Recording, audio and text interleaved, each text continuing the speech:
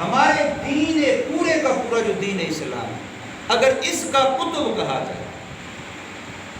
اس سارا دین جس کے ارد گرد گھومتا ہے، عقائد بھی اسی کے ارد گرد گھومتے ہیں، اعمال بھی اسی کے ارد گرد گھومتے ہیں، اخلاق بھی اسی کے ارد گرد گھومتے ہیں، وہ مرکزی نقطہ، وہ کتب، وہ ہے توحید، وہ ہے توحید۔ پہلے صحابی سے لے کے آخری صحابی تک ہر صحابی نے جو سب سے پہلے کام کیا ہے وہ توبہ ہے۔ پہلا کام اس نے توبہ، ایمان والا کام بعد میں، پہلا کام کیا ہے توبہ۔ ہماری عام طور پر معاشرے میں جملہ بولا جاتا ہے کہ صبح کا بھولا شام کو گھر آ جائے اسے بھولا نہیں کرے، اور یہ جو لفظ ہے یہ اصل میں توبہ کا معنی ہے۔ ایک بندہ بھائی سے ناراض ہو کے نکل پڑا، شام سے پہلے واپس آ گیا، بھائی جی مجھے غلطی ہو گئی معاف کر، اس نے کیا کیا؟ اپنی غلطی سے توبہ۔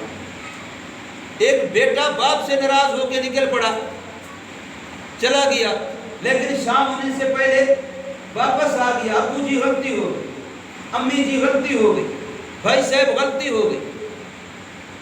جس سے بھی ناراض ہو کے چلا گیا تھا، تو کہتے ہیں صبح کا بھولا شام کو گھر آ جائے اسے بھولا نہیں کہتے۔ اور ہماری جو ساری زندگی ہے یہ ایک دن کی دکھائی نہیں ہے،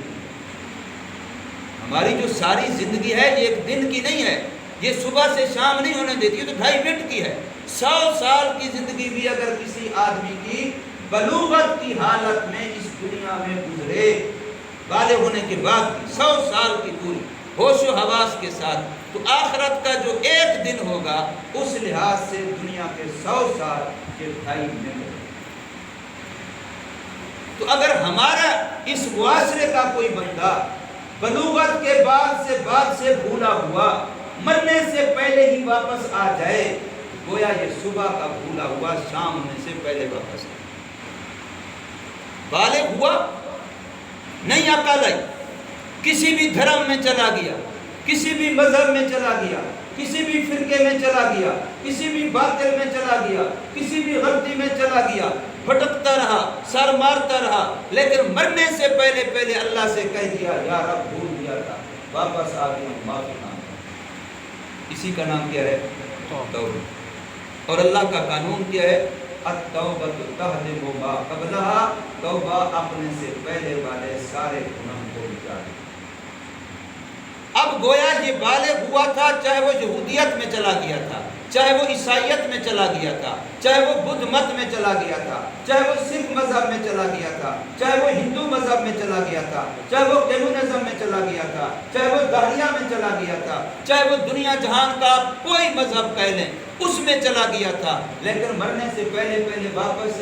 آ جاتا ہے اور اللہ سے عرض کر دیتا ہے رب کائنات بھول گیا تھا، بس معافی چاہتا ہوں، واپس آ گیا ہوں۔ تو جیسے بیٹا واپس آتا ہے، باپ معاف کرتا ہے، بھائی واپس آتا ہے، بھائی معاف کرتا ہے، بیٹا بیٹی واپس آتے ہیں، ماں معاف کرتی ہے، تو میرا رب جو 70 ماہ سے زیادہ مہربان ہے وہ کیسے معاف کرتا ہے؟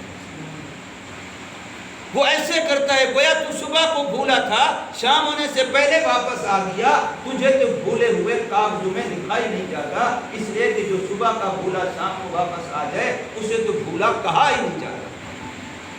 تو شام سے پہلے واپس آ گیا نا، اس لیے تیرا میں بھولے ہوئوں میں نام بھی نہیں لکھتا۔ قیامت کے دن اس کے کھاتے میں پچھلا کوئی عمل بھی جو اس نے بالغ ہونے سے لے کر کے توبہ کرنے تک، اللہ کے دروازے پر واپس آنے تک، چاہے اس نے کچھ بھی عمل کیے، جتنے گناہ کیے، جتنی خطائیں کی، جتنی قصوریں کی، زبان غلط استعمال کی، آنکھ غلط استعمال کی، کان غلط استعمال کیے، ہاتھ پاؤں غلط استعمال کیے، کمایا غلط ہے، خرچ غلط کیا ہے، ظلم کیا ہے، فلاں کیا ہے، جھوٹ بولا، غیبت کی، فلاں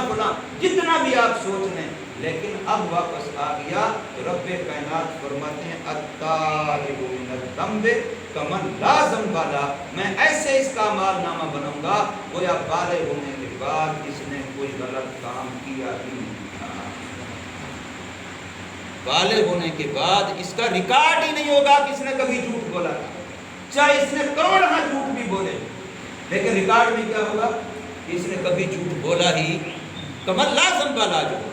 ایسے کر دوں گا گویا کبھی گناہ کیا ہی نہیں ہے۔ دنیا میں آپ کو کوئی ایسا سخی، کوئی ایسا مہربان، کوئی ایسا شفیق نظر نہیں آئے گا، بڑے سے بڑا ہوگا لیکن ریکارڈ تو رہے گا نا۔ لیکن رب کائنات خطا کار انسان کا ریکارڈ بھی نہیں رہنے دیتے، اتنا بڑا